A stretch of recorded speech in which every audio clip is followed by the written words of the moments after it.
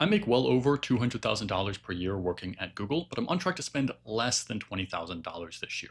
And it's not just this year either. I've actually been living on less than minimum wage ever since I graduated college, even though I've been making more than six figures that entire time. So a really common question I get is why? So I wanted to dedicate this video and just talk through why I became so frugal in the first place, and also why I'm continuing to stay frugal even now. And I figured the best place to start is with how I was raised and how I grew up with money. My parents were both in the military, so it's not like they had these crazy high incomes or anything like that, but my father had invested in small rental properties when he had begun his career and had continued to do so, and after my parents became together, they continued to invest in real estate. So by now, they're pretty comfortable. I think they make more money from rental incomes than they ever really have throughout their careers. As a kid, I remember at least being aware of money, but I think part of that is one, I was a little kid when the 2008 mortgage crash happened. And around the same time, I think my father was between jobs. So I remember being at least conscious of money and a little worried about it, but probably looking back, probably more worried than I needed to be. It's just some of those things rub off on you when you're a little kid. But money was never a huge issue as I was growing up, and by now my mother is retired. My father could be retired, but he still works part-time, and they're definitely comfortable and taken care of. And I was lucky that my parents tried to teach me and both of my siblings about money, even when we were very young. And they did a few things that really, I think, rubbed off on how I think about money even today. So one thing that we had to do is we had to track our money. Every single penny that we made and every single penny that we spent. We had this little 3x5 note card, and we would write down what the reason for the expense or the income was, and write down the little dollar amount and keep track of what the total should be in our wallet. We were doing this literally before I could even count money myself. My parents or maybe one of my siblings would count out how many coins I had made and tally up the whole total and write it on that card for me. So this was just always something that we always did. And now, these days, tracking your expenses is like the one thing that I tell people to do literally all of the time. And I didn't even realize how important this was until I've gotten older and met so many people who did not grow up with this habit. For me, it's just always been second nature because I had to do it since I was like 5 years old. Something else that my parents made us do is every time we made any amount of money, we had to split that income and we had to put 50% in savings and we got to keep the other 50%. And that money that we put in savings, we just did not have access to. I don't think I saw that money again until I was in college and I was starting to invest on my own, and I asked my parents for all of that money so I could start managing it on my own. But that money was really set aside and we didn't even think about it as something that we could spend. So again, since I was a tiny little kid, I had this conception of money that it was something that you would save and use in the future rather than just spending all of it right now. And my parents also wanted to teach us that money could make money. So with those savings that we had to set aside, we would invest those with our parents and they would pay us some small interest rate, but higher than you could make off of some random savings account. And we would make some money from our savings. And then I'd say one more lesson that probably shaped my relationship with money is that I was also involved with work very early. So as I mentioned, my parents were investing in real estate properties just sort of around the town I was growing up in. And so really, as soon as I could be helpful, I was involved with mowing lawns or cleaning or moving furniture, stuff like that. And I think this probably gave me an appreciation for money because I was used to the money that I was earning being manual labor, oftentimes hard work in the Colorado summer sun. And so I definitely, I think, learned to value some of my dollars more than some other people, just because I knew that every single dollar I spent was the result of working in the sun for that money. So I definitely had a better financial foundation than I think a lot of other kids, but I was definitely not a super frugal person at this time. In fact, I was probably kind of the opposite because being involved with money and thinking about money when I was really young also made me very ambitious with money, and I wanted a lot of money. So I was definitely not the wisest person with the dollars I had. And I didn't really know what to do with money other than spend it. So even though I was building better habits around saving than most other people my age, my idea is still that I would just take those savings and use them to buy something even bigger and better just later on. So it took a few more years to develop the relationship with money that I have today.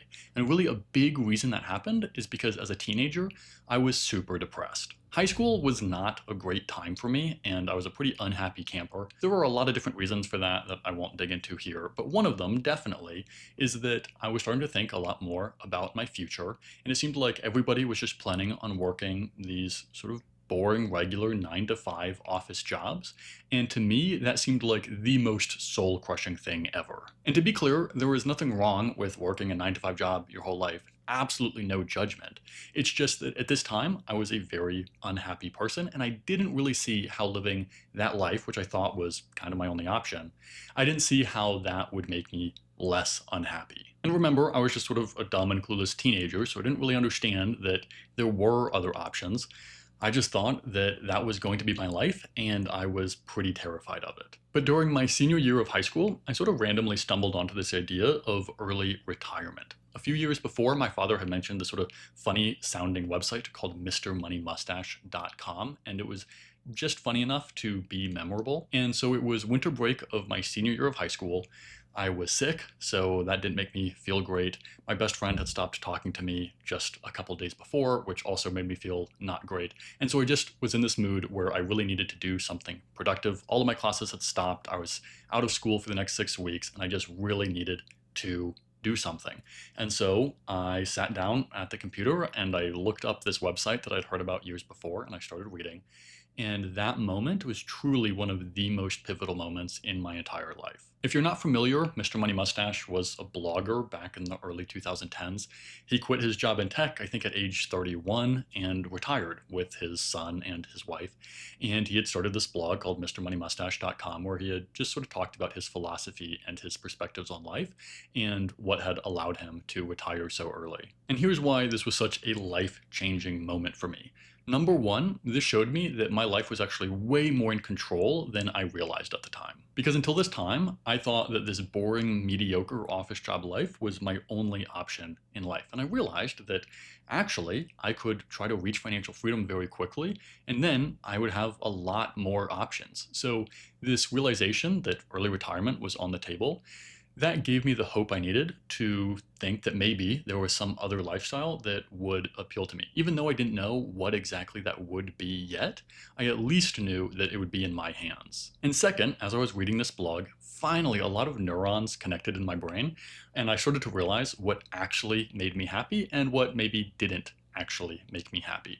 Remember, at this time I was 17 years old, so I thought I wanted a lot of things, like I wanted a Lamborghini and I wanted some nice penthouse.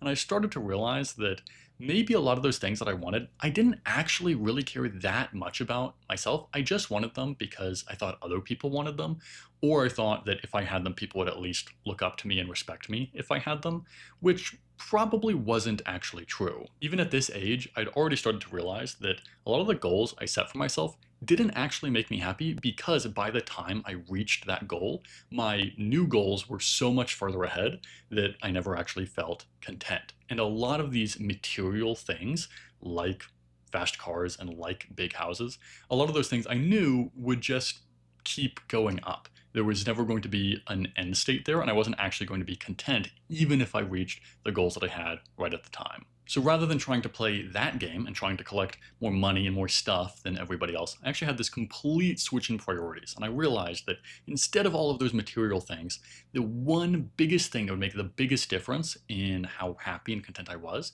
is if I just could give myself control over my life. And if I could reach financial freedom, that I would have this control. And I know this will sound weird to some people, because I know a lot of people just don't feel the need to have a ton of control over their lives. But remember, at this time, I was a depressed teenager, and I felt like a lot of things were not in my control. So realizing that I could have my life under my control, and I could have it pretty quickly if I aggressively chased financial freedom, that just felt like this huge relief to me. So if I seem sort of extreme to a lot of people, this is why. This is why I'm obsessed with reaching financial freedom, because for me, financial freedom isn't about just having a bigger nest egg in case something random happens. And it's not about saving up more money so I can buy a bigger house or nicer things later. None of those things really matter to me that much. The reason I'm such a geek about financial freedom is because, to me, financial freedom is about having control in my life and making sure that I can live a life that I'm actually happy and content with, which when I was a teenager, I didn't think existed. So that's why it's this huge deal to me. So just realizing that I could reach financial freedom very quickly was a huge, huge moment for me. But even at this time, I knew that just reaching financial freedom wouldn't solve all of my problems. I didn't know what I actually wanted to do with my life after I reached financial freedom. I was just 17 years old. I still had a lot of figuring out to do. I just knew that if I was financially free, I could do whatever I did want to do. And I didn't want to be in the position where I was working some job to pay the bills when I finally realized what I actually wanted to do with my life, but I couldn't make that transition because I had to make sure I still had a steady paycheck. I wanted to make sure that no matter what I decided I want to do, I would have the freedom to do it. So it gave me the sense of purpose and direction that I really, really needed at this time. And I knew that eventually I'd have to figure out what I wanted to do. But in the interim, I could just focus all of my energy on reaching financial freedom as fast as possible, whatever that took. And hopefully along the way, I would figure out what I actually wanted to do with my life. But that was over 8 years ago now. So since then, I went to college, I got a degree, I started working in the tech industry, and I've been living very frugally ever since I graduated and saving somewhere between 75 to 90% of my income every year. So I want to talk about why I'm still very frugal, even though I could afford to spend a lot more money. Number one is that I'm still not quite what I consider financially free. This does depend on what kind of lifestyle I want to live in retirement. If I wanted to go retire to Southeast Asia and live in much, much cheaper countries, then I could 100% retire today. But if for whatever reason I wake up tomorrow and decide that I want to live in New York City and have 5 children, then I'm very far from being financially free. So it does depend on what my goals for the rest of my life are, but I would still like to save up another couple $100,000 before I feel like I am comfortably financially free. So I am still chasing those financial goals. But frankly, now that I make some money from this YouTube channel and from my other YouTube channel, and I do some career coaching on the side, I could probably just cover my bills and retire right now if I wanted to. So another reason though that I maintain to be very, very frugal is because I've just adjusted to it. Something I try to tell people is that so much of what feels comfortable just depends on your expectations. And your expectations get decided by how you were raised and what kind of media you watched on TV and all sorts of different things that sort of feed back into what you think your life will be like or should be like. But your expectations are extraordinarily flexible. If you think about it, there have been humans who have grown up in completely different environments and they have completely different expectations. Somebody born and raised 200 years ago would have completely different expectations than somebody born and raised in the USA today. And both of those people might be just as happy because they just had different expectations. And how happy you are really depends on whether you are exceeding or falling below what your expectations were. And so one of the reasons I was so miserable in high school is I had extraordinarily high expectations. And I thought that I needed to be extremely successful, and by successful, I meant very wealthy, in order to meet my expectations, much less exceed them and actually be happy. But when I had this light bulb moment, I realized that actually, if I reached financial freedom, I would probably be happier. Well, this huge epiphany moment helped me really rewrite a lot of my expectations, and I sort of started to reimagine my life from scratch. That allowed me to sort of shed all of the expectations that I already had of myself and just sort of rethink what I actually wanted out of life and completely change my priorities. And now that my priority was to reach financial freedom as fast as possible, I kind of redesigned my life to think about, okay, what's going to help me get to this new goal that I have as fast as possible? And that meant being a very frugal person. And it meant living with roommates and not owning a car. Those are things that I had never, ever even considered until I learned about this idea of early retirement. And until I had this big epiphany moment, my expectations is that I would have super nice cars and live in a super nice apartment and spend tons and tons of money because my goals were to just show off, I think. So that moment just really shifted a lot of things for me, all sort of overnight. For most people, making changes to their habits is a very slow process, but if you do have a big light bulb moment, a big epiphany like I did, then you can definitely take advantage of that to make a lot of changes all at once. And once you have those new habits, it's super easy to maintain because it just becomes what you're adjusted to and it resets what your expectations are. So I think a lot of people must assume I'm deprived to live as frugally as I do, but it's only because their expectations right now are so much higher than mine. I'm living a life fully aligned to my expectations. There is nothing I expect that I'm not getting, so I don't feel discontent in my life. all of my expectations are being met. But if somebody expected to have the lifestyle of somebody spending $100,000 per year, and then all of a sudden overnight started trying to live the way that I do, that would feel terrible. There would be a lot of things they'd feel deprived of. And the opposite is also true. If I started spending $100,000 per year, I would feel like I was just wasting money and just blowing it on all of these luxurious, ridiculous things that I totally didn't need because my expectations are set down at spending $20,000 per year, not $100,000. I may be rambling on this topic, but the point is, your expectations play a huge, huge role in how happy you are with your current lifestyle, and your expectations are very, very flexible. But the third reason that I am continuing to be pretty frugal, and the reason that I think I'll continue to be frugal into the future, is because I really just truly think there are better uses of money. Remember that the reason I became frugal is because I realized that spending a bunch of money probably wouldn't make me that much happier. And that belief has not changed. I still don't believe that spending a lot of money would make me much happier. So the reason I save so much money is not just so I can spend it all later. It's because I just don't need to spend that money. So I'll probably increase my spending a little bit from what it is now, but I don't think I'll ever be a huge spender because I really want my happiness and my spending to be disconnected concepts. The things that actually bring me happiness are things like the relationships I have, my physical health, how I'm spending my time, and whether I feel like I'm doing things that bring me purpose and fulfillment. And spending a bunch of money doesn't really solve almost any of those problems. So spending way more money really does feel like a waste. But at the exact same time, over these last 8 or so years, I've actually realized that I do sort of like working. Now, I still don't think I'll spend 40 to 50 years of my life working for some huge corporation in a boring office job. That still doesn't sound like my future to me, but I like staying busy and I like contributing to projects that I care about. And at the same time, I also like making money. It feels validating, it feels good. I've sort of trained my brain to like money. So I like working, I like making money. I still don't know exactly what I'm going to do once I am fully financially free, but I'm pretty sure that I will continue to do some amount of work and make some amount of money. I'm not sure how much work or how much money that will be, but more than I need. And I actually realized this a while ago. Even in college, I realized that it was probably pretty likely that I would reach financial freedom, but still want to continue working, continue making money in some capacity. So I've really always known that I would have way more money than I actually needed. And so I started to think about what I actually wanted to do with all of that money. Spending it on myself felt like a waste, but just having it sit around also seems like a waste. And when I got to thinking about it, the most logical thing I could come up with is to just give that money away. So I'll probably make a dedicated video on this in the future because I actually have a lot of opinions and thoughts on charitable giving that I would like to talk about.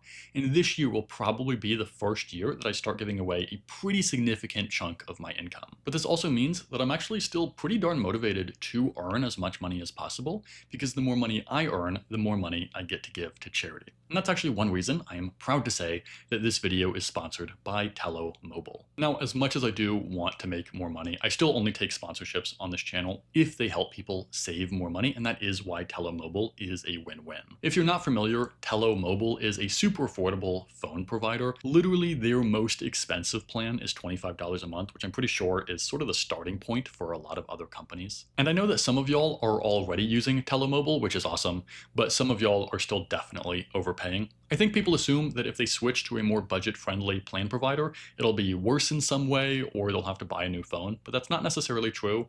Tello Mobile is still built on the largest 5G network in America, so your coverage should still be pretty good, and you can probably use your existing phone too. So I'll put a link to them in the description, or you can scan this QR code. If you use that link or that QR code, that will tell them that I sent you, which means if you end up using Tello Mobile, I end up getting paid a little more money, which means I get more money to give to charity. So stay tuned for a video specifically about charitable giving, hopefully later this year. But in the meantime, you might want to check out this video right here where I break down some of my spending and how I'm able to live on such a little amount of money.